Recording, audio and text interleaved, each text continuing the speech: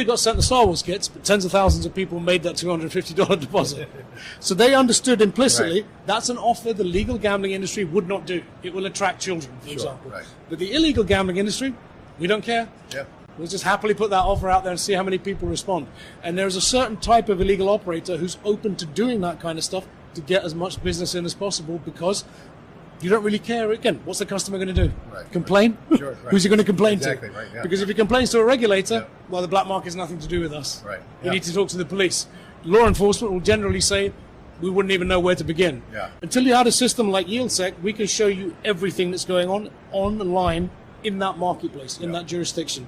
So I look at it as a jurisdiction by jurisdiction fight against the black market, and to also optimize what's going on in the legal marketplace, because there are various mistakes that legal operators make, partly because of a lack of knowledge, partly because a lot of these marketplaces are new as well. So what we find in any legalized marketplace is, instead of it being this kind of like it was black and now it's gone to white conversion, you're finding that it's these layers of gray, where what we're ending up with is the mass of new advertising that gets triggered because of legalization. You bring all these big brands with all their kind of resources in.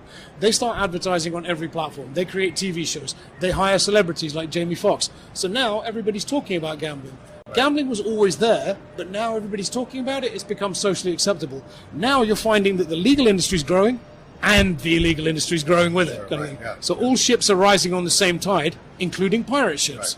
And that's a dangerous place to be, where you're almost stifling the potential for the legal industry, because that illegality is growing in line with it, if not exponentially greater, because you might say that the legal industry is just sports bets.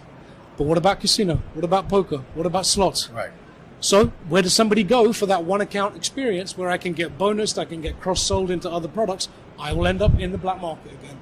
And I will go to illegal operators, and you'll often find that the growth rate, I gave a speech here yesterday at G2E, and I said that, look, in some marketplaces we're seeing that the potential for illegal gambling is 8 times the size of the legal marketplace.